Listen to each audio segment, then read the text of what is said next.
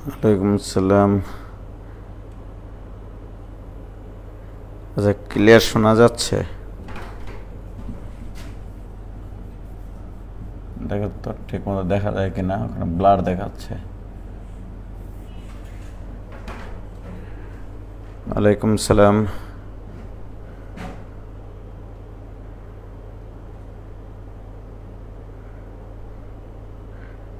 আটকে আছে নাকি?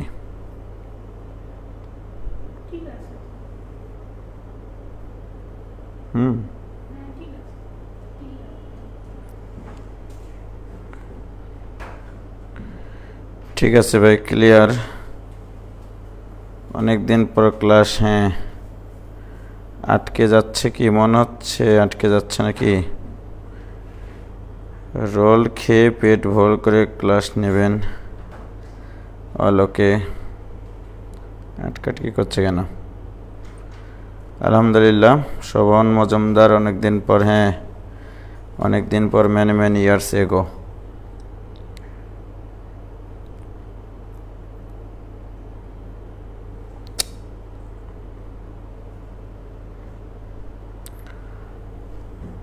সব ঠিক আছে তাই না? তোমার এখানে ডিস্টার্ব করছে কেন?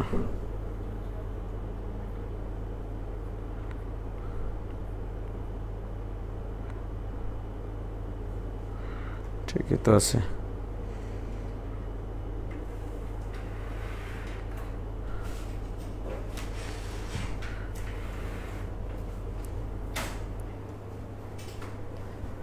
হ্যাঁ, অনেকদিন পর। তো সরলরেখার আমরা অনুপাত নির্ণয় পর্যন্ত মনে হয় করেছিলাম। আজকে আস্তে আস্তে সব কিছু টপিক একবার করে যদি বলে দেওয়া যায়, দেখা যাক, চেষ্টা করতেছি। তো আমি প্রথমেই শেখাবো হচ্ছে যে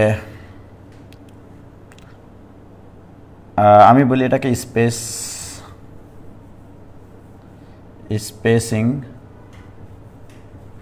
বা গ্যাপিং বলি আমি, বা স্পেস থিওরি বলি। এটা আসলে কোনো বইয়ের ভাষা না, আমি নিজস্ব একটা কথা বলতেছি, স্পেসিং। হ্যাঁ, স্পেসিংটা একটু বলে নিই আগে, তারপরে তোমাদের সাথে আমি একটু কথা বলবো। আসলে যে একই সরলরেখা বরাবর, মনে করো এখানে একটা এ বিন্দু আছে 2, 3, এখানে একটা বিন্দু আছে মনে করো 5, 1, এবার এটা মনে করো এ, এটা মনে করো বি, এটা মনে করো সি বিন্দু। ঠিক আছে? তো আমি যেটা বলতে চাচ্ছি যে স্পেসিং মানে হচ্ছে গ্যাপ, অর্থাৎ এই দুটা বিন্দুর ভুজের পার্থক্য, যেমন 2 থেকে 5 কম না বেশি? বেশি। কত বেশি? 3 বেশি। 3 থেকে 1 কত কম? 2 কম, দ্যাট ইজ এটা হবে -2। অর্থাৎ এই বিন্দুর সাথে এই স্পেস নির্দেশক বিন্দু, এটা কিন্তু কোনো বিন্দুর স্থানাঙ্ক না। ওকে, আমি এটাকেই বলতেছি এই দুটা বিন্দুর স্পেসিং। হ্যাঁ, খুবই ঠান্ডাভাবে পড়াবো। ঠিক আছে?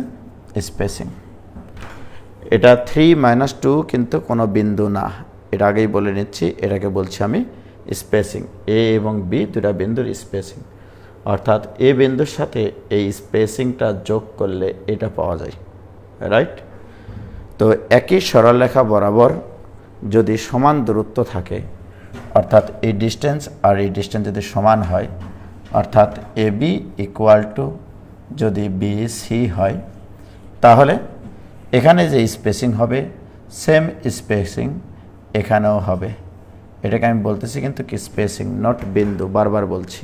ওকে, এই বিন্দুর সাথে এই স্পেসিংটা যোগ হয়ে বি বিন্দু পাওয়া যাবে। অনুরূপভাবে বি বিন্দুর সাথে এই বিন্দুরা যোগ করলে সি বিন্দু পাওয়া যাবে। আমি যদি বলি এখন সি বিন্দুর স্থানাঙ্ক কত, তাহলে 5 আর 3 8, 1 আর -2 -1। অর্থাৎ দুটা বিন্দুর মধ্যে একটা প্রান্তবিন্দু যদি দেওয়া থাকে, একটা যদি মধ্যবিন্দু দেওয়া থাকে, অপর প্রান্তের স্থানাঙ্ক যদি বের করতে বলে, তাহলে আমরা এই স্পেস থিওরিটা কাজে লাগাতে পারি। ঠিক আছে? যে আমি দেখব যে কোনো একটা উদ্দীপকে যদি আমার প্রান্তবিন্দু থাকে, মধ্যবিন্দু থাকে, মনে করো একটা রেখাংশের একটা প্রান্তবিন্দু আছে, মধ্যবিন্দু আছে, অপর প্রান্তের স্থানাঙ্ক নির্ণয় করতে হবে। সেক্ষেত্রে আমি স্পেসিং দিয়ে চিন্তা করে এমসিকিউ অ্যান্সার করতে পারি। বাট রিটেনে যদি করতে বলে সেটা তো তোমরা জানোই, যে ধরবা যে সি বিন্দুর স্থানাঙ্ক আলফা বিটা, সেক্ষেত্রে মধ্যবিন্দুর ভুজ স্থানাঙ্ক এটা ইকুয়াল টু হবে আলফা প্লাস 2/2, আর কোটি স্থানাঙ্ক মধ্যবিন্দুর কোটি স্থানাঙ্ক হবে বিটা প্লাস 3/2। এখান থেকে আলফা বিটা বের করে নিতে হবে, অর্থাৎ এইভাবে রিটেনে অ্যান্সার করতে হবে। আর যদি এমসিকিউ তোমাকে চিন্তা করতে হয় তাহলে কোনো একটা বিন্দু, যদি কোনো একটা রেখাংশের প্রান্তবিন্দু দেওয়া থাকে, মধ্যবিন্দু দেওয়া থাকে, সেক্ষেত্রে স্পেসিংটা চিন্তা করে আমরা করতে পারি। অথবা আমি এটাও বলতে পারি যে এই ভুজ থেকে এই ভুজ কত বেশি, 3 বেশি, ওই পাশের বিন্দুটা আরও 3 বেশি হবে, ওই বিন্দুটার ভুজ আরও 3 বেশি হবে, এটার সাথে 3 যোগ করে 8 হবে। কম হলে কম হবে, তাহলে 3 থেকে 1 কত কম, 2 কম, এখান থেকে আরও 2 কমে দিলে -1। এটাকে আমরা বলি যে বেশি বেশি বা কম কম থিওরি, বা বেশি হলে বেশি হবে, কম হলে কম হবে। ওকে, আর এটার নামকরণ আমি করেছি স্পেস থিওরি। ঠিক আছে, তো এই স্পেস থিওরিটা কোথায় কোথায় কাজে লাগে? স্পেস থিওরিটা কাজে লাগবে একই সরলরেখা বরাবর অথবা সমান্তরাল সরলরেখা বরাবর। স্পেস থিওরিটা কাজে লাগবে একই সরলরেখা বরাবর অথবা সমান্তরাল সরলরেখা বরাবর, যদি সমান দূরত্ব বজায় থাকে অথবা ওই দূরত্বের নির্দিষ্ট গুণিতক থাকে। যেমন দেখো, আমি তোমাকে বললাম যে এরকম একটা রেখাংশ, এ বিন্দুর স্থানাঙ্ক দেওয়া আছে 2, 3, বি বিন্দুর স্থানাঙ্ক দেওয়া আছে মনে করো 5, 1, আগের মতোই আর কি। ওকে, সি বিন্দুটা এখানে আছে এবং বলা আছে এ বিটা হচ্ছে বিসি এর অর্ধেক, বিসি এর অর্ধেক, অর্থাৎ এ বি এর দ্বিগুণ হচ্ছে বিএসি। তাহলে আমি যদি বলি যে 2 × AB = বিএসি, অর্থাৎ বিসি এর দৈর্ঘ্যটা হচ্ছে এবি এর দ্বিগুণ, অর্থাৎ এখানে যে স্পেসিংটা হবে, এখানে স্পেসিং কত হচ্ছে 3 - 2, তাহলে এই অংশটুকুর স্পেসিং হবে এবি এর দ্বিগুণ স্পেসিং, এবি এর দ্বিগুণ স্পেসিং, অর্থাৎ এখানে হবে তোমার 6, -4, এটা হচ্ছে এর স্পেসিং। তাহলে এটার সাথে এটা যোগ করে যদি এটা হয়, তাহলে এটার সাথে এটা যোগ করে এটা হবে, অর্থাৎ এখানকার স্থানাঙ্ক হবে তোমার 11 আর হচ্ছে -3। কি ক্লিয়ার? বোঝা গেছে? তাহলে দেখা গেল এদিকে 1 ভাগ, এদিকে 2 ভাগ আছে, তখন এখানকার স্পেসিংয়ের সাথে 2 গুণ করে নেব আমি, জাস্ট, আর কিছুই না। ওকে, তাহলে আমি যদি এখন এই ধরনের কোনো একটা এমসিকিউ পড়ে যাই যে এ সি এর এ বিন্দুর স্থানাঙ্ক 2, 3, বি বিন্দুর স্থানাঙ্ক 5, 1 এবং 2 × এবি = বিএসি হলে, অর্থাৎ বিসিটা হচ্ছে এবি এর স্পেসিংয়ের দ্বিগুণ হবে, সোজা হিসাব। এটুকু ক্লিয়ার কিনা বলো? ওকে, তাহলে এটা হচ্ছে স্পেস থিওরি। অথবা তোমরা এভাবে চিন্তা করতে পারো যে এটার থেকে এটা কত বেশি, এটার থেকে এটা 3 বেশি, যেহেতু এই অংশের এটা দ্বিগুণ, সুতরাং এখান থেকে এটা 6 বেশি হবে, তাহলে এটার থেকে এটা +3, এটার সাথে তখন হয়ে যাবে +6 ভুজের ক্ষেত্রে। কোটির ক্ষেত্রে এটার থেকে এটা কত কম বা এটার সাথে কত যোগ করলে 1 হয়, -2 যোগ করলে, তাহলে এটার দ্বিগুণ যোগ হবে এখানে, -2 এর দ্বিগুণ কত, -4, তাহলে 1 এর সাথে -4 যোগ করে -3 হবে। কথাটা হচ্ছে এরকম হবে। কি ক্লিয়ার? এটুকু বোঝা গেছে কিনা বলো?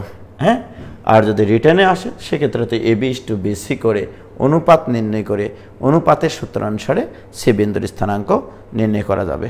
ঠিক? আচ্ছা,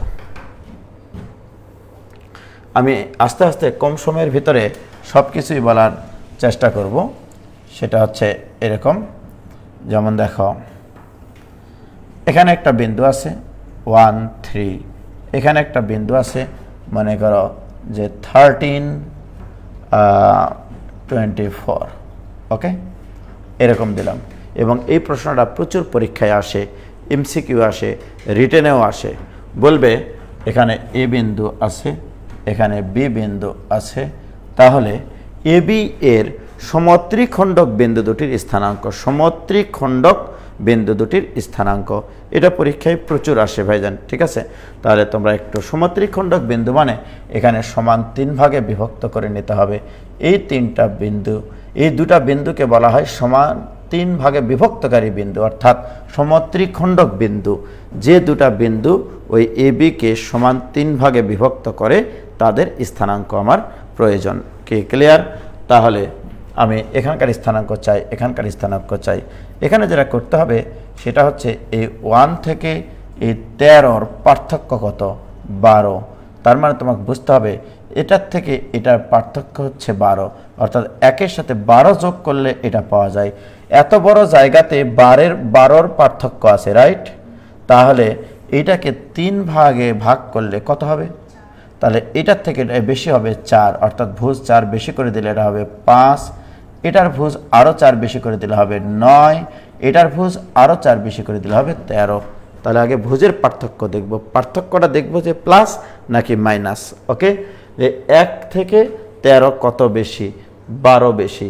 3 ভাগে 12 বেশি, তাহলে প্রত্যেক ভাগে কত করে বেশি হবে? 4 করে বেশি হবে। কি ক্লিয়ার? তাহলে প্রত্যেক ভাগে ভুজ 4 করে আমি বেশি করে দিয়েছি। ওকে, এবার কোটি। এখন দেখো এই কোটি থেকে এই কোটি কত বেশি? এখানে প্লাস 21, রাইট? অর্থাৎ 3-এর সাথে 21 যোগ করলে 24 হবে।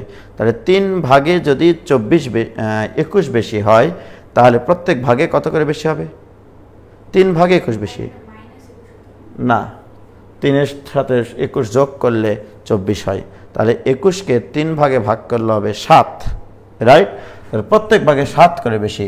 তাহলে এই কোটি থেকে এটা 7 বাড়িয়ে দিলে হবে 10, এটা থেকে আরও 7 বাড়িয়ে দিলে হবে 17, 17 থেকে আরও 7 বাড়িয়ে দিলে হবে 24। অর্থাৎ সমত্রিখণ্ডক বিন্দু দুটির স্থানাঙ্ক 5, 10 এবং 9, 17। এবং এমসিকিউ এ সাধারণত এই ধরনের প্রশ্নগুলো বেশি আসে। আর রিটেনে যদি আসে তাহলে কি করবা? ধরে নিবা যে এটা মনে করো সি বিন্দু, এটা মনে করো ডি বিন্দু। তাহলে সি বিন্দুটি এবি কে, তাহলে এবি কে সি বিন্দুটি কি অনুপাতে বিভক্ত করে? সি বিন্দুটি 1:2 অনুপাতে, অর্থাৎ বাম পাশে আছে 1 ভাগ, ডান পাশে আছে 2 ভাগ, 1:2 অনুপাতে অন্তর্বিভক্ত করে, রাইট? অনুপাতে অন্তর্বিভক্ত করে, অন্তর্বিভক্ত করে। তাহলে সি বিন্দুর স্থানাঙ্ক আমরা বের করতে পারবো। তাহলে সি বিন্দুর স্থানাঙ্ক সি অফ, এখানে ভুজ লাগবে, এখানে কোটি লাগবে। তাহলে এইটুকু হচ্ছে 1 ভাগ, আর এখান থেকে এইটুকু আছে হচ্ছে 2 ভাগ। তাহলে অনুপাত দেওয়া আছে, তাহলে কি করে করব? এই অনুপাত ইন্টার বিপরীত ভুজ, ভুজ যখন বের করব 1:13 প্লাস এই অনুপাত ইন্টার বিপরীত ভুজ 2:1 ডিভাইডেড বাই অনুপাত দ্বয়ের যোগফল 1 + 2। তাহলে সি বিন্দুর ভুজ বেরিয়ে যাবে এটা 13 আর 2 15/3 মানে 5। ওকে, আর কোটি স্থানাঙ্ক যখন বের করব প্রত্যেকটা অনুপাত তার বিপরীত কোটির সাথে গুণ হবে, এটা মাথায় রাখলেই হবে। তাহলে এই অনুপাত ইন্টার বিপরীত কোটি 1:24 প্লাস 2 এর বিপরীত কোটি হচ্ছে 3 ডিভাইডেড বাই অনুপাত দ্বয়ের যোগফল। তাহলে এইরকমভাবে সমান 3 ভাগে বিভক্তকারী বিন্দু, সমান 4 ভাগে বিভক্তকারী বিন্দু, সমান 5 ভাগে বিভক্তকারী বিন্দু, যেটাই আসুক না কেন এটা পারা সম্ভব। ওকে, তাহলে এগুলি স্পেস থিওরি দিয়েও চিন্তা করা যায়, আবার এরকমভাবে কম কম বেশি বেশি থিওরি দিয়েও চিন্তা করা যায়। এটুক পর্যন্ত ক্লিয়ার হয়েছে কিনা সেটা বলো। ওকে,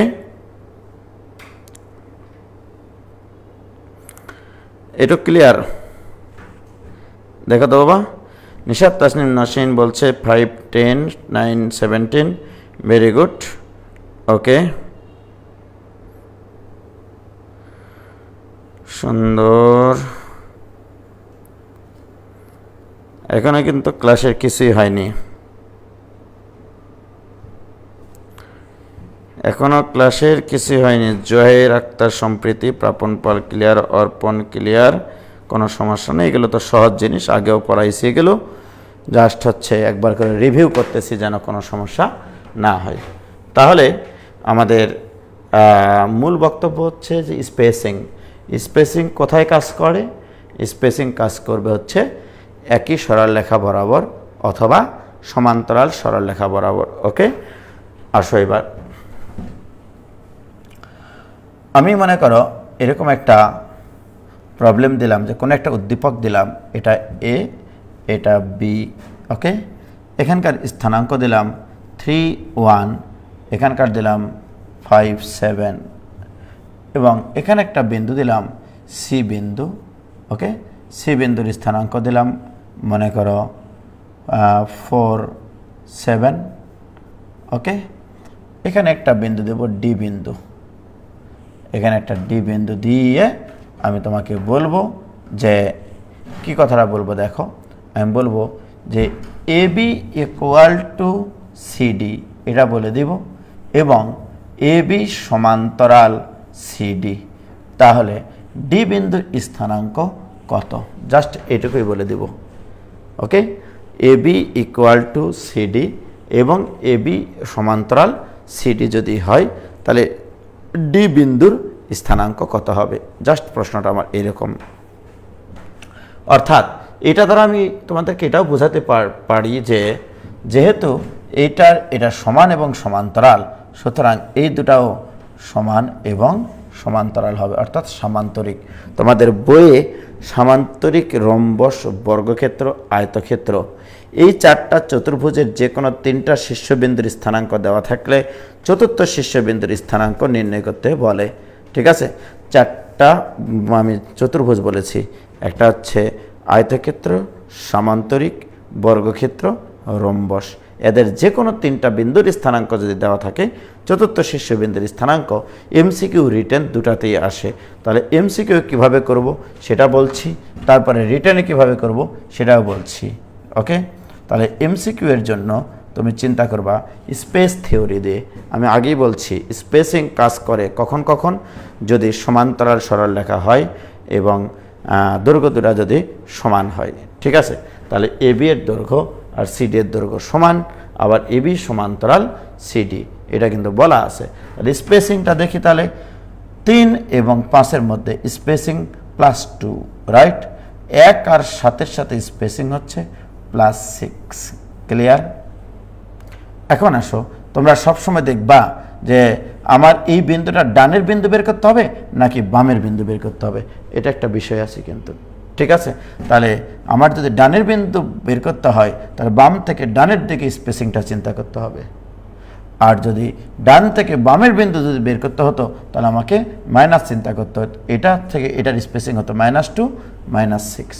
ওকে, তাহলে আমি এইটার সাথে এই স্পেসিং যোগ করলে এইটা পাবো, তাহলে এই স্পেসিংটা কিন্তু এখানে হবে 2 6।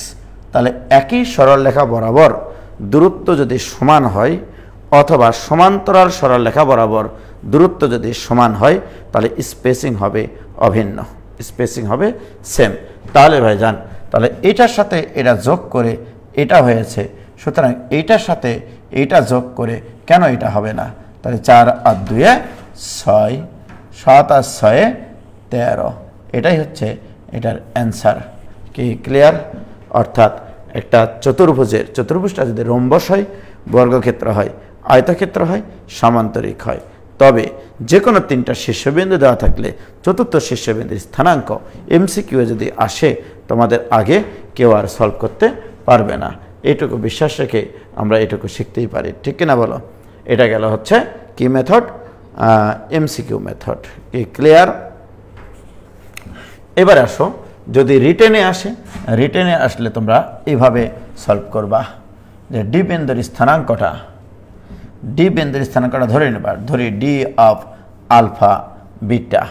ওকে, এবং তোমরা দেখো এখান থেকে এইটা যোগ করে দিব এবং এরা এইখানে থেকে যোগ করে দিব, তাহলে লিখে নিবা বি সি এবং এডি যোগ করে, যারা কিনা ও বিন্দুতে ছেদ করে। এবং আমরা জানি, এই কথাটা লিখে নিবা রিটেনে, যে আমরা জানি সামান্তরিক বা রম্বস বা বর্গক্ষেত্র বা আয়তক্ষেত্র কর্ণদ্বয় পরস্পরকে সমদ্বিখণ্ডিত করে। তাহলে এগুলো ধরে নেওয়ার পরে লিখবা যে অতএব, আমি কিন্তু রিটেন করতেছি এখন। ওকে, তাহলে রিটেনের করার সময় আগে লিখে নিবা ডি বিন্দুর স্থানাঙ্ক, তারপরে কর্ণ দুটা যোগ করেছে এটা বলে নিবা এবং বলবা যে আমরা জানি সামান্তরিকের কর্ণদ্বয় পরস্পরকে সমাদ্বিখণ্ডিত করে। ঠিক আছে, তাহলে আমরা বলতে পারি যে এডি এর মধ্যবিন্দু, তারপরে কথা বলবা এডি এর মধ্যবিন্দুর অবস্থান, মধ্যবিন্দু আর বিসি এর মধ্যবিন্দুর অবস্থান একই, রাইট? এটা হচ্ছে মধ্যবিন্দুর অবস্থান একই। এখানে কিন্তু সমান চিহ্ন দিইনি, এখানে হচ্ছে সমতুল্য চিহ্ন দিয়েছে, এটা একটু খেয়াল করিও। তাহলে এডি এর মধ্যবিন্দু, তাহলে মধ্যবিন্দু মানে আলফা প্লাস 3/2 ভুজদ্বয়ের যোগফল বাই 2 কোটিদ্বয়ের যোগফল বাই 2। যেহেতু সামনে পরীক্ষা আমি একটু রিটেনের জন্য কথা বলে নিচ্ছি, কেউ মন খারাপ করবে না।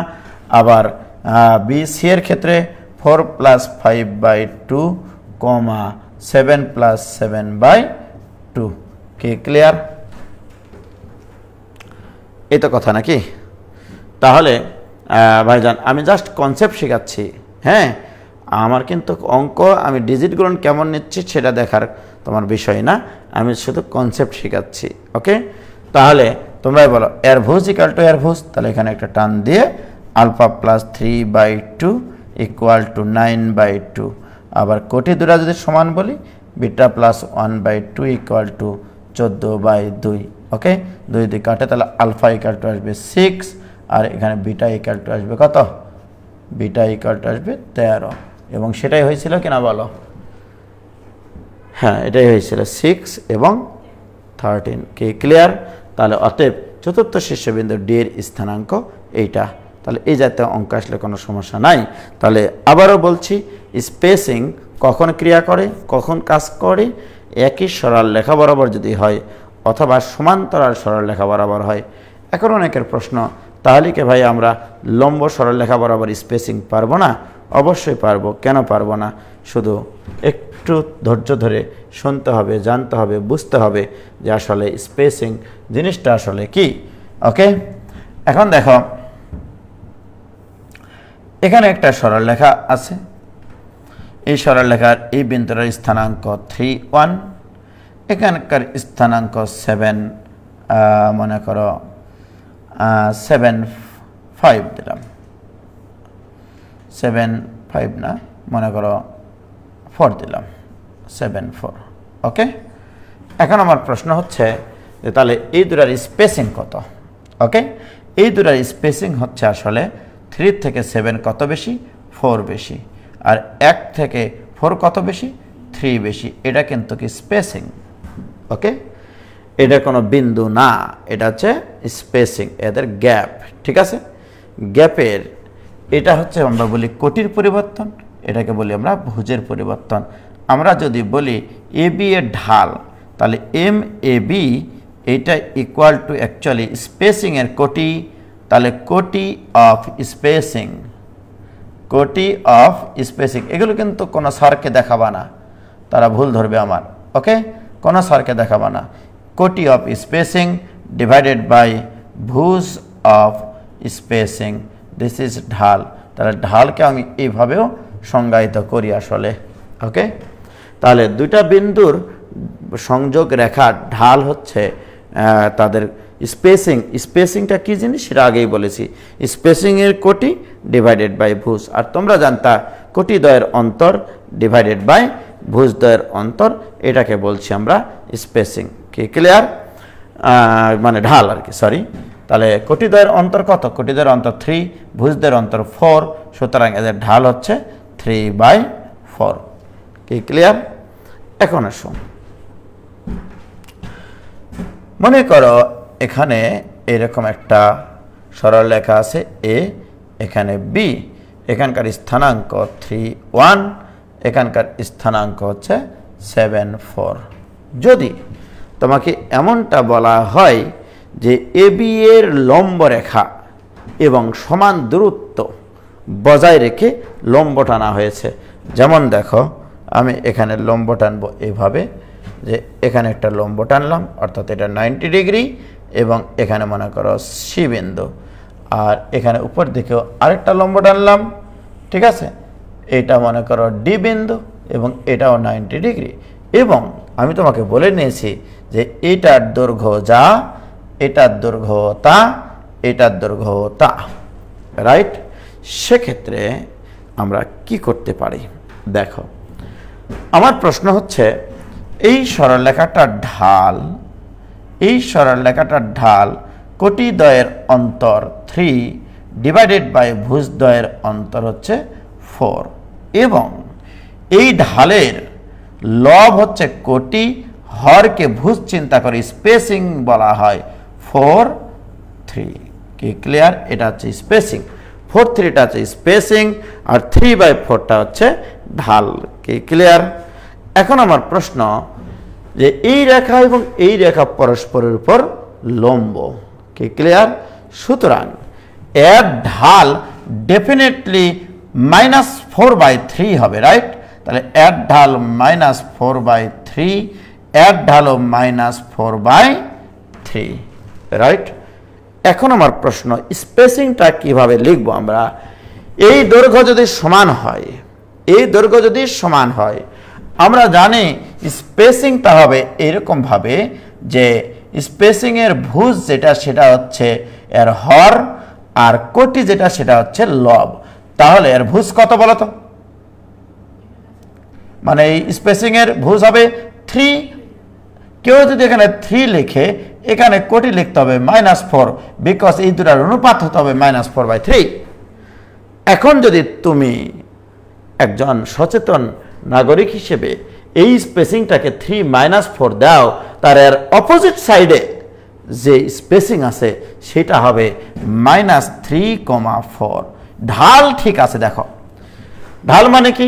স্পেসিং এর কোটি বাই ভুজ, স্পেসিং এর কোটি বাই ভুজ। কি ক্লিয়ার প্রিয় শিক্ষার্থী বন্ধুরা? আমি এই স্পেসিংটা এটাই রাখলাম এই কারণেই যে এইটার দৈর্ঘ্য আর এটার দৈর্ঘ্য কি সমান।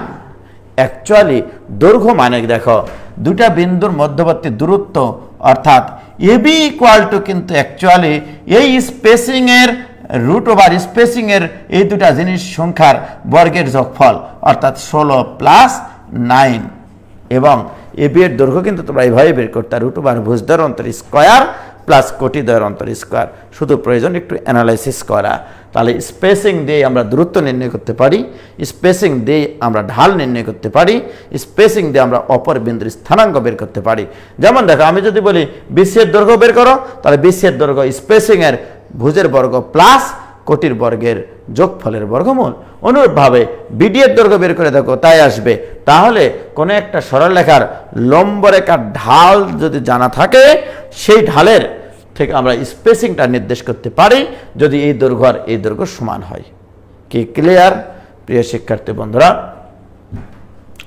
এবারে আমি তোমাকে বলবো যে ঠিক আছে, তাহলে এইটার সাথে এই স্পেসিংটা যোগ করে এটা হয়, তাহলে এটার সাথে এটা যোগ করে ডি এর স্থানাঙ্ক লিখে ফেলো। তাহলে ডি এর স্থানাঙ্ক হচ্ছে 7 আর 3 10, আর এখানে হবে 0। আর এই সি এর স্থানাঙ্ক কত হবে? 7 আর -3 তে 4, 4 আর 4 যোগ করলে হবে 8। এই হচ্ছে তোমার স্ট্রাকচার। তোমাদের কি উদ্দীপক এমনভাবে দেওয়া হতে পারে যে তোমাদেরকে বলবে যে এবি লম্ব বিডি অথবা বিসি এবং AB equal to BD equal to BC. তাহলে আমি তোমাকে এখানে কি কি শর্ত দিতে পারি? এবি লম্ব বিডি, আবার বলতে পারি এবি লম্ব বিসি, আবার তোমাকে বলবো AB equal to BD equal to CD. Okay, এগুলো সব দিয়ে দিলাম, দিয়ে বললাম যে তোমাকে বের করতে হবে ডি আর সি এর স্থানাঙ্ক, ডি আর সি এর স্থানাঙ্ক, রাইট? এখন প্রশ্ন, ভাইয়া আমরা কি এইভাবেই পরীক্ষায় দিয়ে আসবো যে স্পেসিং সূত্রানুসারে পাই?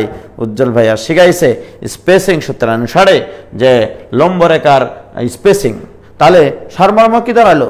কোনো একটা সরলরেখার লম্ব রেখার স্পেসিং যদি দৈর্ঘ্য সমান হয়, দৈর্ঘ্য যদি সমান হয়, সেক্ষেত্রে ভুজ কোটি হবে, কোটি ভুজ হবে, যে কোনো একটার চিহ্ন পরিবর্তন হবে। দেখো আমি এখানে কোটির চিহ্ন পরিবর্তন করেছি, এখানে ভুজের চিহ্ন পরিবর্তন করেছি। কি ক্লিয়ার কিনা বলো? তাহলে কিন্তু এক্ষেত্রে এই স্পেসিংটা এভাবে কেন লিখব? এই দৈর্ঘ্য আর এই দৈর্ঘ্য কিন্তু সমান হতে হবে, এটা মাথায় রাখতে হবে। কি ক্লিয়ার? অনুরূপভাবে আমি যদি এ বিন্দুতে একটা লম্ব টানি, সেক্ষেত্রে আমরা ওই স্থানাঙ্কগুলো লিখতে পারবো। দেখো, দৈর্ঘ্য যদি সমান রেখে এ বিন্দুতে আমি লম্ব টানি এভাবে, ওকে, ABCD, এটা দিলাম ই বিন্দু, এটা দিলাম এফ বিন্দু। লক্ষ্য করে এবার এটা সমান্তরাল কিনা, তাহলে এর স্পেসিংও যা হবে এর স্পেসিংও তাই হবে -3 4, আবার এর স্পেসিংও যা হবে এর স্পেসিংও তাই হবে, তার মানে 3 - 4। কি ক্লিয়ার?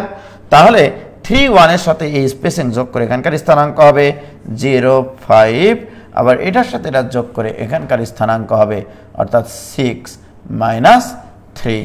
তাহলে আমি কি বের করলাম?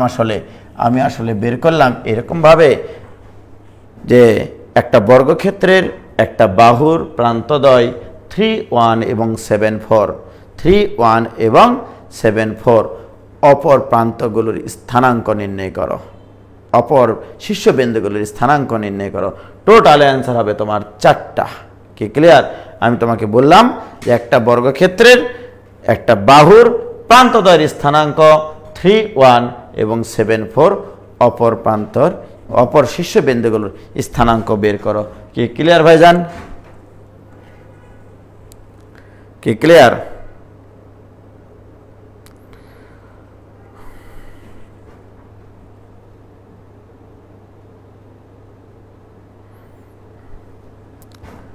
ওকে, 10-0-4-8 রায়হান, ঠিক আছে।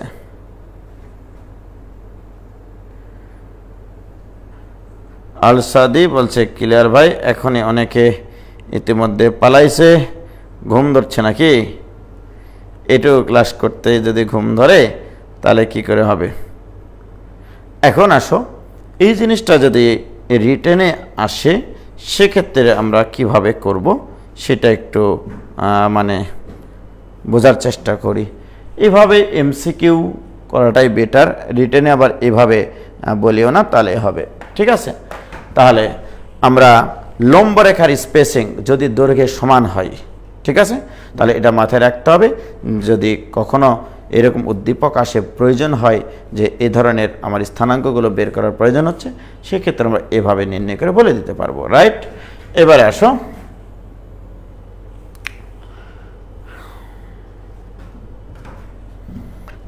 আমরা এবার একটা জিনিস শিখব, সেটা হচ্ছে এইরকম। মনে করো এটা একটা সরল রেখা, রাইট? এই সরল রেখার উপরে একটা বিন্দু আছে, দ্যাট ইজ x1 y1 বিন্দু। আমি একটু তোমাদেরকে শিখাইনি। সরল রেখার উপরে একটা বিন্দু আছে x1 y1, এবং এই সরল রেখাটার ঢাল জানা আছে, ঢাল m = tan θ, এটা আমাদের জানা। ওকে, এবং এটাও জানা থাকবে, এই বিন্দুটার স্থানাঙ্কও জানা থাকবে। তাহলে এটাও জানা আমাদের, এই বিন্দুটার স্থানাঙ্কও জানা। ওকে, আমি তোমাকে বললাম এই বিন্দু থেকে, তাহলে এই রেখাস্থ একটা বিন্দু আছে, এই রেখার ঢাল জানা আছে। এই রেখাস্থ এই বিন্দু থেকে একটা নির্দিষ্ট একক দূরবর্তী, অর্থাৎ আর একক দূরবর্তী কোন একটা বিন্দুর স্থানাঙ্ক বের করতে বললে তুমি বলো এই বিন্দু থেকে আর একক দূরবর্তী এই রেখাস্থ কয়টা বিন্দু পাওয়া সম্ভব? এই রেখাস্থ আর একক দূরবর্তী, এই দিকেও পাওয়া যেতে পারে, এই দিকেও পাওয়া যেতে পারে। রাইট? তো এই বিন্দুটার স্থানাঙ্ক যদি xy হয়, সেক্ষেত্রে x নির্ণয় করবা তোমরা এখান থেকে x1 + r cos θ, এবং y = y1 + r sin θ। মনে রাখবা, অনুভূমিক বরাবর কোন একটা বিন্দু সোজা ডাইনে অর্থাৎ x অক্ষ বরাবর গেলে ভুজ বাড়ে, উপরে গেলে কোটি বাড়ে, বামে গেলে ভুজ কমে, নিচে নামলে কোটি কমে। রাইট? প্রিয় শিক্ষার্থী বন্ধুরা, এই মুহূর্তে এই বিন্দুর স্থানাঙ্ক x1, এই বিন্দুটা এত একক ডানে এবং এত একক উপরে। রাইট? এত একক ডানে, এত একক উপরে, তাহলে এর ভুজ হবে, এর ভুজের থেকে এত একক বেশি, আবার এত একক কোটি বেশি। এটা যদি থিটা হয় তাহলে ঢাল তো আমার দেওয়াই আছে, তাহলে এইটুকুর মান কত হবে, যেহেতু এইটুকু আর, তাহলে এইটুকু হবে আর কস থিটা, এইটুকু হবে আর সাইন থিটা। তার মানে এই বিন্দুটার ভুজ হবে এই ভুজের থেকে কত একক ডানে, আর কস থিটা একক ডানে। ডানে গেলে প্লাস হয়, আবার উপরে গেলে প্লাস হয় কোটে, রাইট। অথবা যদি আমি এখান থেকে বামে আসি, এই যে এরকমভাবে দেখো এই বিন্দুটা থেকে, এটাও তো থিটা, এটা তো আর, তাহলে this will be r cos theta r sine theta, সেক্ষেত্রে মাইনাস হবে। কি ক্লিয়ার? এখন কিভাবে আমরা কস থিটা এবং সাইন থিটার মান বসাবো, এটা নির্ভর করবে এরকমভাবে। কেস 1, ট্যান থিটা যদি পজিটিভ হয়, ট্যান থিটা পজিটিভ হলে অর্থাৎ ঢাল যদি পজিটিভ হয়, এটা পজিটিভ হলে সাইন বাই কজ মানে তো টেন, সাইন বাই কজ মানে ট্যান থিটা, তাহলে ট্যান থিটার মান তুমি পজিটিভ বলছো, এর অর্থ সাইন এবং কজ হতে হবে একই চিহ্ন বিশিষ্ট। অর্থাৎ সাইন, তুমি যদি সাইন থিটার মান যদি প্লাস ইউজ করো, সেক্ষেত্রে কস থিটার মানও প্লাস ইউজ করে বিন্দু একবার বের করতে হবে। অথবা সাইন থিটা যদি তুমি মাইনাস ব্যবহার করো, কস থিটাও তোমাকে মাইনাস ব্যবহার করতে হবে। কি ক্লিয়ার? যদি ট্যান থিটা পজিটিভ হয়, এবার আসো যদি ট্যান থিটা নেগেটিভ হয়, ট্যান থিটা যদি নেগেটিভ হয় অর্থাৎ সাইন এবং কজের অনুপাত হবে নেগেটিভ, এর অর্থ হচ্ছে সাইন থিটা এবং কস থিটা হবে বিপরীত চিহ্ন বিশিষ্ট। অর্থাৎ তুমি যদি সাইন থিটাকে প্লাসটা নাও, তাহলে কস তোমাকে ব্যবহার করতে হবে মাইনাস, কারণ ট্যান থিটা থেকেই একটা সমকোণী ত্রিভুজ আঁকিয়েই সাইন এবং কস নির্ণয় করা যায়। তাহলে আমি এই সূত্রে কখন কি চিহ্ন ব্যবহার করব সেটা তোমাদেরকে বলে রাখতেছি। যদি তুমি সাইন থিটা নেগেটিভ ইউজ করো, তাহলে কস থিটা ইউজ করতে হবে পজিটিভ। কি ক্লিয়ার? এই মুহূর্তে একটা টাটকা অঙ্ক করে ফেলবো আমরা। সেই অঙ্কটা থেকেই, এই অঙ্কটা শেখার পরে আবারও আমরা চলে আসবো বর্গক্ষেত্রের একটা বাহুর প্রান্তবিন্দু দেওয়া থাকলে কি করে অপর শীর্ষ বিন্দুগুলোর স্থানাঙ্ক রিটেনে করব সেটা আমরা চিন্তা করব, রাইট? ওকে, তাহলে আজকে এখন একটা টাটকা অঙ্ক হয়ে যাক। টাটকা অঙ্কটা হচ্ছে এরকম যে একটি সরল রেখার ঢাল, প্রশ্নটা লেখো, একটি সরল রেখার ঢাল -3/4, ওই রেখাস্থ, এটা খুবই ইম্পর্টেন্ট একটা টপিক, খুবই ইম্পর্টেন্ট, ওই রেখাস্থ 2-3 বিন্দু হতে 2-3 বিন্দু হতে 15 একক দূরবর্তী 15 একক দূরবর্তী বিন্দু সমূহের 15 একক দূরবর্তী ওই রেখাস্থ, ওই রেখাস্থ, ওই রেখাস্থ 15 একক দূর, ওই রেখাস্থ বিন্দু সমূহের স্থানাঙ্ক। ওকে, এখন দেখো তাহলে এখানে আমাদের কি কি দেওয়া আছে, কি কি নির্ণয় করতে হবে। আমার দেওয়া আছে tan theta, tan theta equal to এভাবে লিখবা, দেওয়া আছে ঢাল ট্যান থিটা ইকুয়াল টু -3/4। ওকে, তার মানে একটা সমকোণী ত্রিভুজ আঁকিয়ে নিবা, নিয়ে লম্ব দিবা 3, ভূমি দিবা 4, অতিভুজ দিবা 5, এবং এখানে সাইন থিটা যখন লিখবা তখন তুমি লিখবা প্লাস মাইনাস লম্ব বাই অতিভুজ, কস থিটা ইকুয়াল টু লিখবা প্লাস মাইনাস 4 বাই অতিভুজ, ভূমি বাই অতিভুজ। ওকে, আমি এখানে জাস্ট সাহায্য সহযোগিতা নেওয়ার জন্য 3/4 লিখেছি। মাইনাস থাকার অর্থ হচ্ছে থিটার মান স্থূলকোণ আসলে। ওকে, প্রিয় শিক্ষার্থী বন্ধুরা, ট্যান থিটার মাধ্যমে সাইন থিটা বের করেছি, কস থিটা বের করেছি। এখানে আর এর মান দেওয়া আছে 15 একক, এবং x1 y1 দেওয়া আছে, x1 y1 দেওয়া আছে তোমাদের 2 - 3, রাইট? তুমি এবার বলো tan থিটার মান আছে নেগেটিভ, রাইট? তাহলে আমি কেস 1 এভাবে লিখবা যে আমি যদি sin থিটাকে ব্যবহার করি 3/5, সেক্ষেত্রে cos থিটাকে ব্যবহার করতে হবে -4/5, কারণ সাইন এবং কজের অনুপাত হতে হবে -3/4, মাইনাস হতে হবে, এই জন্য সাইন প্লাস হলে কস মাইনাস। সেক্ষেত্রে x =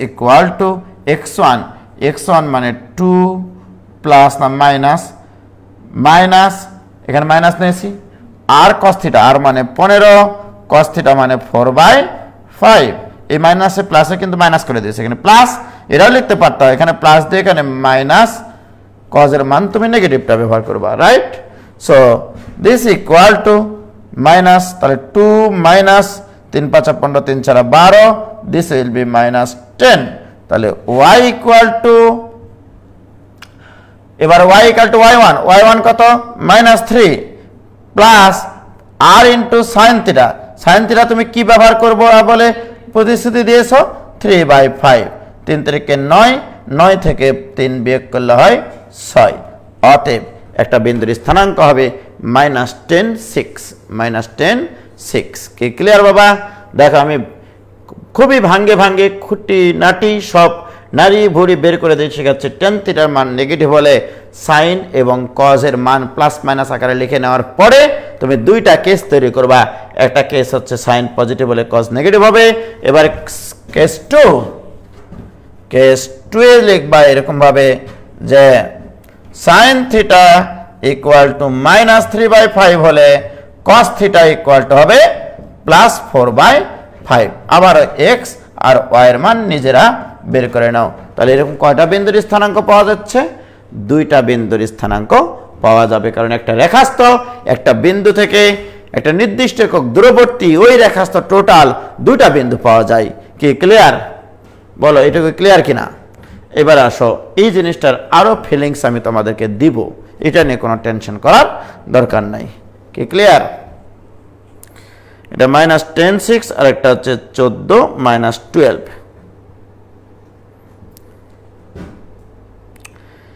ইফাত জামিলা স্নেকদা ক্লাসে ঢু মারতে এসে ক্লিয়ার হয়েছে। তোমার এগুলো ক্লাস করার দরকার নেই, তো তোমরা এগুলো পারো।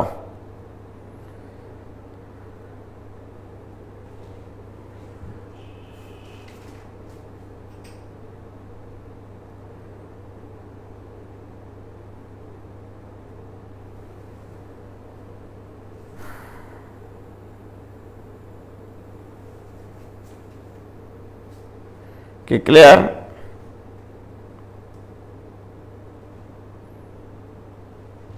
কি হয়েছে? মনে হয় না যে পরীক্ষা দিতে যাবো, আগের মতো ফিলিংস নাই, কিন্তু পড়িনি।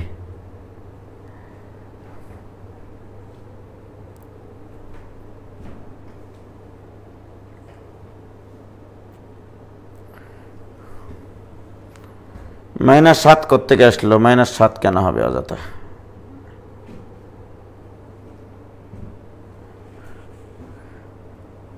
ওকে, আমি আবার বলছি যে একটা সরল রেখাস্থ একটা সরল রেখার উপরে যদি একটা বিন্দু থাকে, ওই রেখাস্থ একটা নির্দিষ্ট একক দূরবর্তী বিন্দুর স্থানাঙ্ক দুইটা হয়। ওকে, সেটা ঢালের সাহায্যে আমরা বের করতে পারি। সেটাই আমি বুঝালাম এতক্ষণ থেকে। tan থিটার মান এবং x ইকুয়াল টু, আমাদের সূত্রটা ছিল x equal to x1 plus r cos theta, আর y এর মান হচ্ছে y1 plus r sin theta. Okay, তাহলে x1 আর y1 মানে যে বিন্দুটার স্থানাঙ্ক দেওয়া থাকবে সে বিন্দুটা, আর মানে যত একক দূরবর্তী বিন্দুর স্থানাঙ্ক বের করতে হবে সেটার মান, আর sin থিটা আর cos থিটা নির্ধারণ করবা তুমি tan থিটা থেকে। এভাবে রিটেনে করতে হবে, ঠিক আছে? আর যদি তুমি ফিলিংস দিয়ে অঙ্কটা করতে চাও, অ্যাডমিশনে রিটেনে করতে চাও, বা ফাইনাল পরীক্ষাতেও রিটেনে এইভাবে করে আসতে চাও, নাই মামার থেকে কানা মামা ভালো, রাইট? আমার আগে সর্বপ্রথম কাজ হচ্ছে তোমার যে সরলরেখাটা দেওয়া আছে সেই সরলরেখাটার ঢাল পজিটিভ নাকি নেগেটিভ আছে সেটা আমাকে বলো। যেটা উদ্দীপকে দেওয়া আছে, ঢালটা দেওয়া আছে নেগেটিভ। সর্বপ্রথম তোমরা এখানে একটা এক্স অক্ষরেখা টেনে নেবা। এটা মনে করো এক্স অক্ষরেখা। তোমার প্রদত্ত সরলরেখার ঢাল যদি নেগেটিভ হয়, তুমি এখানে এমন একটা সরলরেখা আঁকবা যেন এক্স অক্ষের ধনাত্মক দিকের সাথে স্থূলকোণ তৈরি করে। নেগেটিভ ঢাল মানে এক্স অক্ষের ধনাত্মক দিকের সাথে স্থূলকোণ তৈরি করা। কারণ আমরা ঢালের সংজ্ঞা জানি, কোন একটা সরলরেখা এক্স অক্ষের ধনাত্মক দিকের সাথে যে কোণ উৎপন্ন করে তার ত্রিকোণমিতিক ট্যানজেন্ট হচ্ছে ঢাল, আর ট্যান স্থূলকোণ মানে হচ্ছে নেগেটিভ। তাহলে যে সরলরেখার ঢাল নেগেটিভ তার চিত্র হবে এরকম। দেখো স্থূলকোণ তৈরি করে, রাইট? ঢাল যদি নেগেটিভ থাকে এইভাবে লিখে নিবা, চিত্রটা আঁকবা এভাবে। চিত্র দিয়ে মিত্র মেলাবো, চিত্র থেকে অঙ্ক করব, কোনো কথা হবে না। ওকে প্রিয় শিক্ষার্থী বন্ধুরা, এবার আসো এর উপরিস্থিত একটা বিন্দু কত দেওয়া আছে? উপরিস্থিত বিন্দুটা কত? তাহলে এই বিন্দুটা হচ্ছে 2 - 3, রাইট? তুমি চাচ্ছ এখান থেকে 15 একক দূরবর্তী, তাহলে এইদিকে 15 একক দূরবর্তী, এইদিকে 15 একক দূরবর্তী এই বিন্দুর স্থানাঙ্ক তুমি চাও, রাইট? প্রিয় শিক্ষার্থী বন্ধুরা, এই চিত্রটা আঁকার পরে তোমাদেরকে ছোট্ট একটা কাজ করতে বলবো, সেটা হচ্ছে এখানে একটা সমকোণী ত্রিভুজ আঁকবা এইভাবে। এখানে একটা সমকোণী ত্রিভুজ আঁকবা এইভাবে, রাইট? আঁকার পরে ছোট্ট একটা কাজ করতে বলবো তোমাদেরকে, সেটা এখানে ছোট্ট একটা সমকোণী ত্রিভুজ আঁকবা এখানে। ওকে, অর্থাৎ তোমার যে সরলরেখাটা ঢাল দেওয়া আছে সেই ঢালটা কত? -3/4। এই মাইনাসটার কারণে সরলরেখাটা এইভাবে দিয়েছি। যদি প্লাস থাকতো সরলরেখাটা এইভাবে দিতাম, সূক্ষ্মকোণ তৈরি করাতাম। তাহলে মাইনাস দেওয়া মানে সরলরেখা এইভাবে দেওয়া। tan θ = লম্ব বাই ভূমি, তাহলে লম্ব হচ্ছে 3, ভূমি হচ্ছে 4, তাহলে এই অতিভুজ কত? 5, রাইট? এই ছোট্ট কাজটুকু এখানে দেখাবা। দেখানোর পরে স্যারকে বলবা, স্যার দেখেন আপনার এই অতিভুজ 5, কিন্তু এই সমকোণী ত্রিভুজের অতিভুজ কত? তার মানে এই 5-এর এটা কত গুণ? সুতরাং এই ভুজের এই ভুজ হবে 3 গুণ, মানে এটা হবে 12 আর এটা হবে 9। অর্থাৎ এই অতিভুজের এটা যত গুণ, এই ভূমিটা হবে এর ভূমির তত গুণ, এর লম্বটা এর লম্ব, এর লম্ব হবে এর লম্বের কত গুণ? 3 গুণ। অর্থাৎ এরা সদৃশকোণী ত্রিভুজ। কি কোণী ত্রিভুজ? সদৃশকোণী ত্রিভুজ। সদৃশকোণী ত্রিভুজের কনসেপ্ট অনুসারে এর অতিভুজের থেকে এর অতিভুজ কত গুণ? 3 গুণ। সুতরাং এর ভূমি আর এর লম্বকে 3 দ্বারা গুণ করে এর ভূমি লম্ব বের করা যায়। অনুরূপভাবে একইভাবে এটাও তো একটা সমকোণী ত্রিভুজ। এই সমকোণী ত্রিভুজের অতিভুজ কত? 15, এর অতিভুজের কত গুণ? 3 গুণ। সুতরাং এটা হবে 12, এটা হবে 9, রাইট? এবার আসো আমার প্রশ্ন, এই বিন্দু থেকে তোমাকে এই বিন্দুতে আসতে হবে, আগে ভুজ নির্ণয় করতে হবে। ভুজ নির্ণয় করার বুদ্ধি কি? এই বিন্দুর ডানে না বামে? এই বিন্দু থেকে কোন দিকে যেতে হবে? ডানে। কত একক ডানে? এই বিন্দু থেকে কত একক ডানে যেতে হবে? 12 একক। ডানে গেলে 12, ডানে গেলে ভুজ 12, ডানে গেলে ভুজ 12। এই 2 থেকে 12 বাড়াও, তাহলে কত হবে এখানে? 14। এবারে এখানকার কোটি কত? -3। এই কোটির নিচে না উপরে? এই বিন্দু থেকে এই বিন্দুর সাপেক্ষে এই বিন্দুটা নিচে নাকি উপরে? নিচের দিকে। কত একক নিচে? 9 একক নিচে। তাহলে 9 বাদ দাও, তাহলে এখানে -12। দেখো এই বিন্দুর ডানে কত একক ডানে? 12 একক ডানে। 9 একক নিচে মানে কোটি কমবে 9, তাহলে 12 একক ডানে, ভুজ বাড়বে 12, কোটি কমবে 9। এবার এখানে আসো, আগে ভুজ। এই বিন্দুর এটা বামে, কত একক বামে? 12 একক বামে। এই ভুজ থেকে 12 কমিয়ে দিলে হবে -10। এবার আসো, এই কোটির থেকে এই কোটি উপরে নাকি নিচে নামেছে? উপরে গেছে। তাহলে -3 এর সাথে 9 একক উপরে মানে 9 যোগ হবে, -3 এর সাথে 9 যোগ করলে 6। এটাই অ্যান্সার। দেখো আগের অ্যান্সারের সাথে মিলতেই হবে। চিত্র আঁকে বলবো স্যার চিত্র থেকে দেখেলেন আপনার অ্যান্সার হচ্ছে -10 6 আরেকটা হচ্ছে 14 মাইনাস 12। কে ক্লিয়ার? বলো এটা ক্লিয়ার হয়েছে কিনা ভাইজান?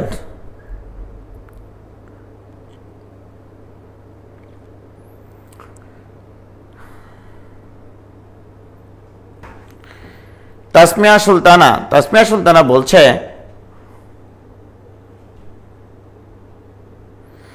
ভাই সদৃশকোণিক কনসেপ্ট আরেকবার বলেন। রাইট, সদৃশকোণিক আমার অ্যাকচুয়ালি এই যে সরলরেখাটার ঢাল দেওয়া আছে মানে কি লম্ব বাই ভূমি দেওয়া আছে, সেখান থেকে অতিভুজটা বের করে নিয়েছি। এটাও তো একটা সমকোণী ত্রিভুজ। বলো তো এই কোণ আর এই কোণ সমান কিনা, এই কোণ আর এই কোণ সমান কিনা, এটাও 90 ডিগ্রি, এটাও 90 ডিগ্রি কিনা, এটা সদৃশকোণী ত্রিভুজ। সদৃশকোণী ত্রিভুজের অনুরূপ বাহুগুলোর অনুপাত হবে সমান। তাহলে এখন বলো এটা আর এটার অনুপাত যদি 3 হয় তাহলে এটার অনুপাতও 3 হতে হবে, এটার অনুপাতও 3 হতে হবে। রাইট, তার মানে এই অতিভুজের এটা 3 গুণ, এই ভূমির 3 গুণ এই ভূমি হবে, এই লম্বের 3 গুণ হবে এটা। ক্লিয়ার? ওকে,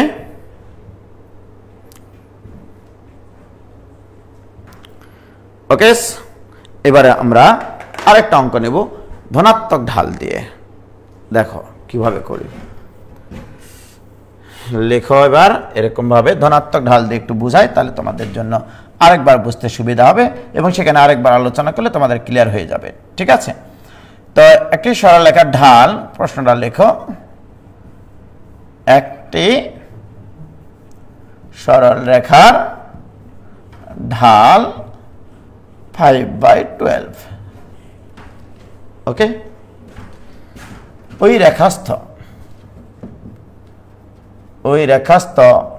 5-2 হতে 26 একক দূরবর্তী, 26 একক দূরবর্তী ওই রেখাস্থ বিন্দু সমূহের স্থানাঙ্ক।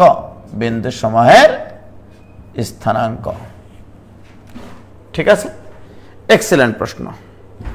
সর্বপ্রথম কথা হচ্ছে ঢাল পজিটিভ দেখার সাথে সাথে তোমার ডিএনএতে আঘাত হানতে হবে যে এই সরলরেখাটা এক্স অক্ষের ধনাত্মক দিকের সাথে সূক্ষ্ম কোণ উৎপন্ন করে। এই সরলরেখাটা এক্স অক্ষের ধনাত্মক দিকের সাথে সূক্ষ্ম কোণ উৎপন্ন করে। ঠিক আছে, তাহলে সর্বপ্রথম কাজ হচ্ছে এখানে একটা এক্স অক্ষটা আঁকো। এবারে যেহেতু ঢাল পজিটিভ সুতরাং এখানে একটা সূক্ষ্মকোণ তৈরি যেন করে এরকম একটা সরলরেখা আঁকো। রাইট, এই রেখাস্থ একটা বিন্দু নিয়ে নাও, বিন্দুটা হচ্ছে 5-2। এখান থেকে 26 একক দূরবর্তী এখানে একটা বিন্দুকে নির্দেশ করাও, এখানে একটা বিন্দুকে নির্দেশ করাও। কত একক দূরবর্তী? 26, এটা 26 একক দূরবর্তী। রাইট, এবারে আসো, খেলা তো এখানেই শুরু।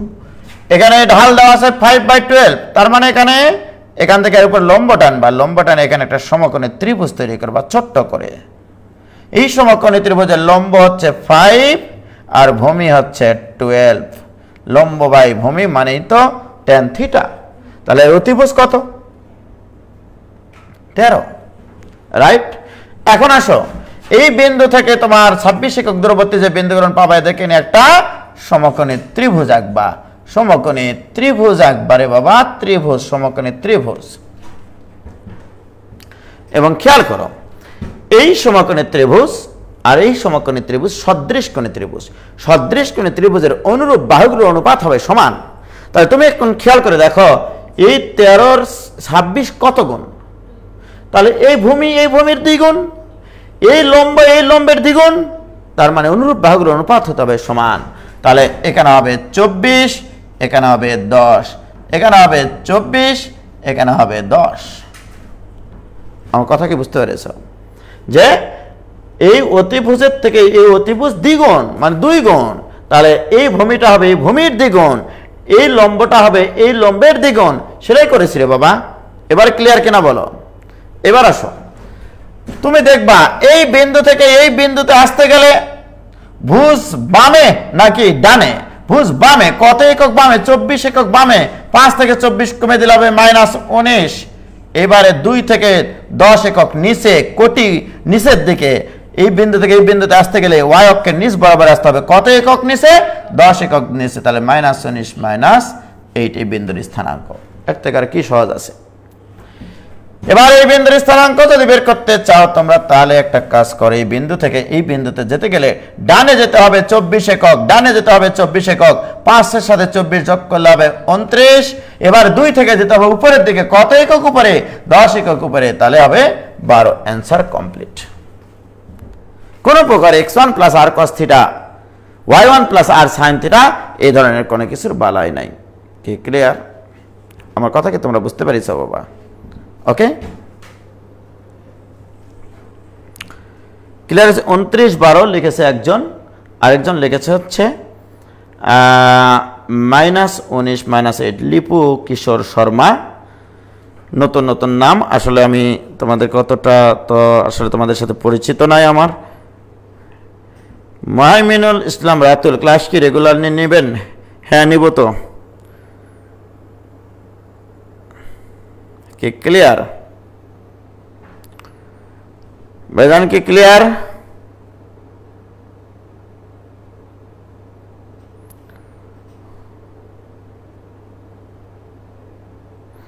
রান হালকার উপর ঝাপসা ছিল এখন ক্লিয়ার ভেরি গুড তার মানে কোন একটা রেখাস্থ যদি কখনো এরকম প্রয়োজন হয় কোন একটা রেখাস্থ কোন একটা বিন্দু থেকে নির্দিষ্ট একক দূরবর্তী বিন্দুর স্থানাঙ্ক নির্ণয় করার প্রয়োজন হচ্ছে সেক্ষেত্রে তোমার এগুলো লাগবে ভাইজান ঠিক আছে রিটেনে কি করে করব সাব্বির সানি রিটেনে মানে ওই যে x = x1 + r cos θ y = y1 + r sin θ ওইভাবে করতে হবে অথবা এইভাবে করলেও তোমার মার্ক কাটতে পারবে না রিটেনে জাস্ট এই চিত্র আঁকে লিখে দিয়ে আসবা যে স্যার চিত্র থেকে দেখলেন নির্ণয় বিন্দুর স্থানাঙ্ক -19 -8 আর 29 12 কি ক্লিয়ার নাইদ হাসান রিটেনে এটা ইউজ করতে পারবা কেউ মার্ক কাটতে পারবে না যদি কেউ মার্ক কাটে তাহলে আমরা কি করব জিহাদ ঘোষণা করে দেব রাইট রিটেন এটা করতে পারবা এটা খুবই সুন্দর একটা মেথড এক্সিলেন্ট একটা মেথড ঠিক আছে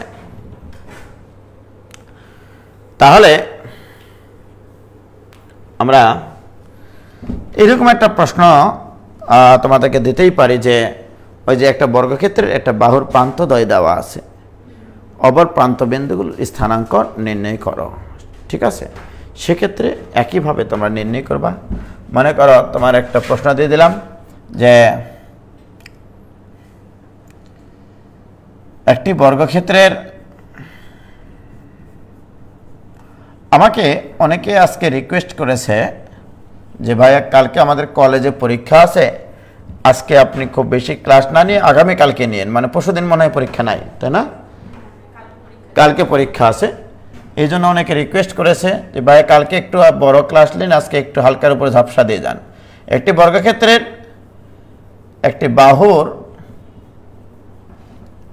একটি বাহুর প্রান্তদ্বয় দিলাম হচ্ছে তোমাদের 3 আর 2 এবং দিলাম হচ্ছে 7 5 দিয়ে দিলাম আর কি ঠিক আছে 7 5 অপর প্রান্তগুলোর স্থানাঙ্ক নির্ণয় করো অপর প্রান্তগুলোর স্থানাঙ্ক নির্ণয় করো তাহলে এই প্রশ্নটা আমরা কিভাবে বের করব রাইট আচ্ছা তোমরা সর্বপ্রথম এখানে এ বি নিয়ে নিবা এটা এ বিন্দু এর স্থানাঙ্ক ধরে নেবা 3 2 আর বি এর স্থানাঙ্ক ধরে নেবা 7 5 সর্বপ্রথম কাজ হচ্ছে তোমার এ বি এর ঢাল নির্ণয় করা তাহলে M A B equal to কোটিদ্বয়ের অন্তর 2 - 5 ডিভাইডেড বাই ভুজদ্বয়ের অন্তর 3 - 7 এটা ইকুয়াল টু 3/4 এ বি এর ঢাল আসলে তোমার পজিটিভ এ বি এর ঢাল কিন্তু রাইট এবারে তোমরা এ বি এর দৈর্ঘ্যটা নির্ণয় করে নেবা তাহলে এ বি এর দৈর্ঘ্য এটা ইকুয়াল টু √ওভার ভুজদ্বয়ের অন্তর স্কয়ার অর্থাৎ 3 - 7 হোল স্কয়ার প্লাস কোটিদ্বয়ের অন্তর স্কোয়ার 2 মাইনাস 5 হোল স্কোয়ার, এটা ইকুয়াল টু 5, রাইট? কিচ্ছু করিনি কিন্তু। আমার প্রশ্ন, তাহলে বর্গক্ষেত্রের অপর প্রান্তদ্বয়ের স্থানাঙ্ক, রাইট? আমরা এখানে টোটাল 2 খান বর্গক্ষেত্র অঙ্কন করতে পারি। এই যে দেখো এইটা, ওকে, এ বি, এটা দাও সি, এটা দাও ডি, এটা দাও ই, এটা দাও এফ, রাইট? এখন আসো, এ বি এর ঢাল পাইছি, আমার এখন বিসি আর এডি অর্থাৎ লম্ব রেখার ঢাল, ওকে? তাহলে আমরা এখানে যে বরাবর, এবার যেহেতু বর্গক্ষেত্র, তাহলে এটার দৈর্ঘ্য যদি 5 হয়, ডেফিনেটলি এটার দৈর্ঘ্য 5, এটার দৈর্ঘ্য 5, এটার দৈর্ঘ্য 5, এটার দৈর্ঘ্য 5। তার মানে কি, তোমাকে এখানে প্রশ্ন করা হচ্ছে বি বিন্দু থেকে 5 একক দূরবর্তী বিন্দুর স্থানাঙ্ক নির্ণয় করো। তাহলে কয়টা স্থানাঙ্ক পাওয়া যাবে? 2টা, উপরে একটা নিচে একটা। এখন আমার প্রশ্ন, তাহলে এই সরলরেখাটা ঢাল লাগবে। আমি যে বরাবর স্থানাঙ্ক বের করতে চাই সেই সরলরেখার ঢাল লাগবে। আমার দরকার বিসি বরাবর দূরত্ব, মানে বিন্দু দরকার, তাহলে বিসি এর ঢাল লাগবে। তাহলে এইটা আর বিসি পরস্পরের উপর লম্ব, তাহলে অতএব এম বিসি অথবা এম এ ডি এটা ইকুয়াল টু তাহলে -4/3। তোমার কাছে এখন tan থিটা, কিন্তু এটা তোমার কাছে tan থিটা, রাইট? অর্থাৎ তুমি এ বিন্দু থেকে তুমি 5 একক দূরবর্তী এই ঢাল বিশিষ্ট সরলরেখা বরাবর 2টা বিন্দুর স্থানাঙ্ক চাচ্ছ। অনুরূপভাবে বি বিন্দু থেকে 5 একক দূরবর্তী কোন ঢাল বিশিষ্ট? এই ঢাল বিশিষ্ট সরলরেখা বরাবর 2টা বিন্দু চাচ্ছ। তাহলে তুমি 2টা চিত্র আঁকবা। এখানে জাস্ট চিত্র আঁকার পরে এখানে এক্স অক্ষ আঁকবা। একবার তুমি দেবা হচ্ছে, যেহেতু ঢাল তুমি যে বরাবর নিতে যাচ্ছ সেটা নেগেটিভ, এটা বোঝার জন্য কোন দিকে কোণ উৎপন্ন করতে, কত কোণ উৎপন্ন করতে হবে? স্থূলকোণ। তাহলে এই বরাবর টানবা, টানার পরে এর উপর স্থিত তুমি এখানে বুঝাই দেবা, স্যার এটা এ বিন্দু, এটা এ বিন্দু হচ্ছে 3, 2, তাই কি না? এই বিন্দু থেকে কত একক দূরবর্তী? 5 একক দূরবর্তী। তার 5 একক দূরবর্তী, এটা 5, এটা 5। এবারে ঢাল কত? ঢাল হচ্ছে 4/3, তার লম্ব 4, তাহলে ভূমি 3, এর অতিভুজ হবে 5। আর এখানে যদি একটা সমকোণী ত্রিভুজ আঁকো, এই সমকোণী ত্রিভুজ তুমি এদিকে আঁকতে পারো, এদিকে গিয়ে এখানেও আসতে পারো, কোনো সমস্যা নাই। যেদিকে জায়গা পাবা সেদিকেই সমকোণী ত্রিভুজ আঁকবা, রাইট? প্রিয় শিক্ষার্থী বন্ধুরা, বলো এটুকু 5 কিনা? এটুকু 5, তাহলে এর অনুপাত একই, তাহলে এটুকু হবে 4 আর এই ভূমিটা হবে 3, সেম। তাহলে এটুকু ভূমিটা হচ্ছে 3, লম্বটা হচ্ছে 4, শেষ অঙ্ক। এই বিন্দুতে আসতে গেলে এই বিন্দু থেকে ডানে যাবা 3 একক, তাহলে ভুজ বাড়বে 3 একক মানে 6, রাইট? কোটি 4 কমবে, কোটি 4 কমাতে দিলে -2, রাইট? এবারে এখানে আসো, ভুজ 3 কমবে, এই 3 থেকে 3 কমাই দিলে ভুজ হবে 0, কোটি 4 বাড়বে উপরের দিকে, কোটি 4 বাড়বে, তাহলে 4 বাড়লে কত হলো? 2 আর 4 6। তার মানে এখানকার 2টা বিন্দুর স্থানাঙ্ক একটা হবে তোমার 6 - 2 আর একটা 0, 6 হয়, এটা হয়তো বা এটা। 2টা বিন্দু পাইছো কিনা? এবার আরেকটা আছে বি বিন্দু থেকে, তাহলে আরেকটা চিত্র আঁকবো আমরা। এভাবে চিত্র আঁকি স্যারকে বলে দেবো বর্গক্ষেত্রের অপর প্রান্তগুলোর স্থানাঙ্ক, এবং এটা রিটেনে করে দিয়ে আসবা। কেউ মার্ক কাটলে তার সমস্যা আছে, একবারে ঝগড়া হয়ে যাবে। মনে করো এখানে, এবারে বি বিন্দু দিয়ে দাও। এখানে বি বিন্দু কত? 7, 5। ঢাল কত আছে গো? ঢাল হচ্ছে 4/3, তাহলে এখানে 5, তাহলে এখানে আমরা 5 একক দূরবর্তী বিন্দুর স্থানাঙ্ক চাচ্ছি, তাই কিনা? তার মানে ডানে গিয়ে নিচে, এবার এটা বামে গিয়ে উপরে, রাইট? তাহলে আমরা এটাও 5, এই অতিভুজ 5, তাহলে লম্ব হবে 4, ভূমি হবে 3, এটা হবে 4, এটা হবে 3। তাহলে এই বিন্দুতে আসতে গেলে 5 একক ডানে মানে 12, 4 একক নিচে মানে 1। দেখো 7, 5 বিন্দু থেকে 5 একক ডানে মানে ভুজ 5 বাড়বে আর কোটি 4 কমবে। আর এই ক্ষেত্রে কি হবে, ভুজ 4 কমবে, কোটি 3 বাড়বে।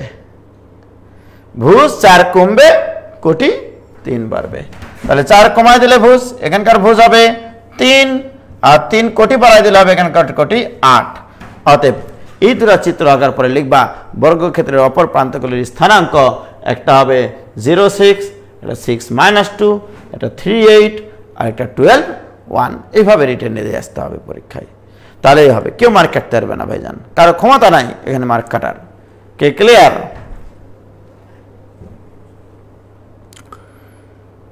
পালাইছে এতজন।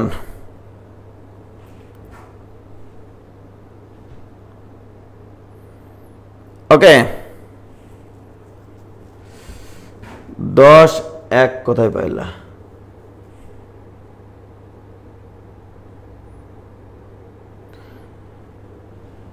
-4/3 কি করে আসলো, মানে এডি এর ঢাল -4/3 কি করে আসলো, মানে এটার গুণফল -1 হতে পারে না পাগলা, এটা বর্গক্ষেত্র, ঢালদের গুণফল -1 না। ঠিক আছে, ক্লিয়ার?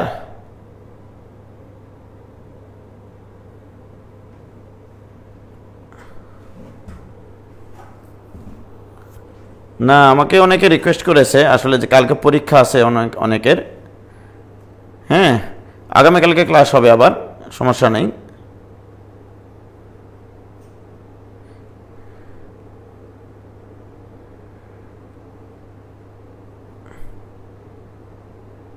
শেষের ত্রিভুজটা বাইরে বের করলেন কেন? আরে ভাই বাইরে বের করেন রে পাগলা, এখানে সমকোণী ত্রিভুজ আঁকার জন্য এদিকে যাও, তাও একই অ্যান্সার আসবে। সাইদা তাসরিয়ান,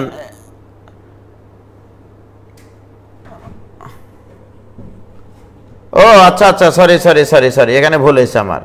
এটা তো 3 একক ডানে, ধুর পাগলা রে, 3 একক ডানে মানে এখানে 10 হবে। ভুল হয়েছে। এখানে এই যে এখান থেকে 3 একক ডানে মানে এখানে 10 হবে, আমি 5 দেখেছি, এই 3 তো এদিকে 3 একক ডানে না, তার 3 একক মানে 10 হবে, আর 4 একক কম মানে 1 হবে। ঠিক আছে, আর এখানে 4 একক কম মানে ভুজ হচ্ছে 3, আর 3 একক বেশি। ওকে,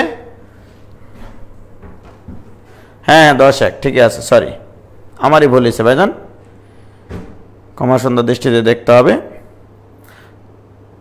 তো আজকে আমি যে অংশটুকু পড়ালাম এটা খুবই ইম্পর্টেন্ট একটা টপিক। ঠিক আছে, তো কালকে তোমরা বড় ক্লাস করিও, কারণ আমাকে অনেকেই রিকোয়েস্ট করেছে আসলে যে এটা মানে ভাইয়া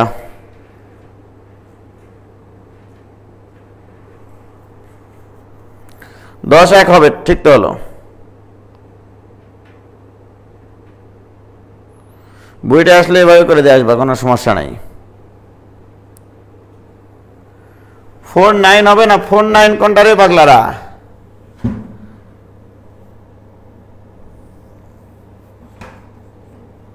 ও তোমরা তো মানুষ না রে, এই যে ভুজ তো 3 একক কমবে রে, আসলেই তো তোমরা পাগল হয়েছো না আমি পাগল হয়ে গেছি। ভুজ 3 একক বামে আর 4 একক উপরে, তাহলে 3 একক বামে মানে হচ্ছে 7 থেকে 3 একক কমাইলে 4 হবে, আর এদিকে 4 একক উপরে উঠলে 9 হবে, তাই না? সরি, এটা 3, এটা 4, এটা 5। ঠিক আছে,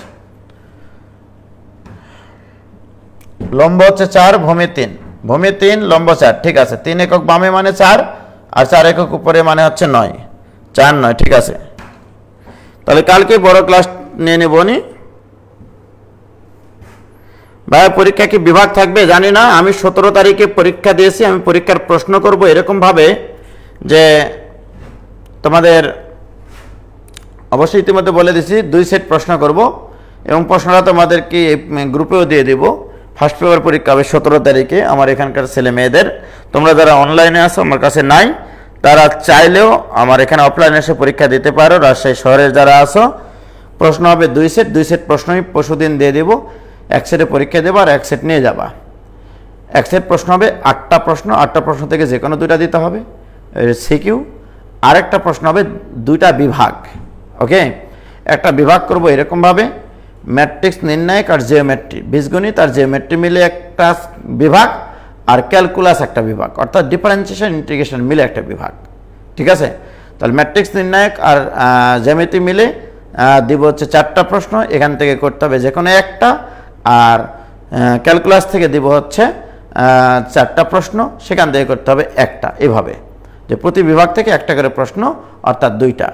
আর এমসিকিউ ওই তো 25টা থাকবে, তার মধ্যে 12টা করতে হবে, 15 মিনিট সময়, আর 2টা সিকিউর জন্য 1 ঘন্টা সময়, যেটা মানে ফাইনাল পরীক্ষায় থাকবে যেভাবে, সেভাবে প্রশ্ন করব। পরশুদিন প্রশ্নটা আমি দিয়ে দেবো অবশ্য, তোমরা যারা, এবং হচ্ছে অনলাইন গ্রুপেও দিয়ে দিব, যারা পরীক্ষা এখানে অফলাইনে দিতে চায় রাজশাহী শহরের অনলাইন স্টুডেন্ট, তারাও আসতে পারবা, সমস্যা নাই।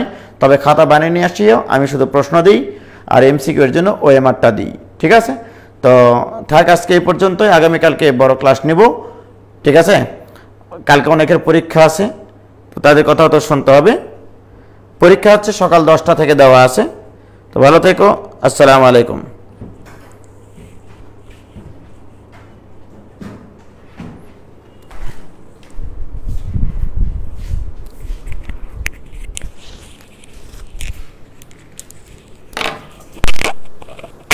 দুটা পর্যন্ত পড়ালে শেষ হয়ে যেত।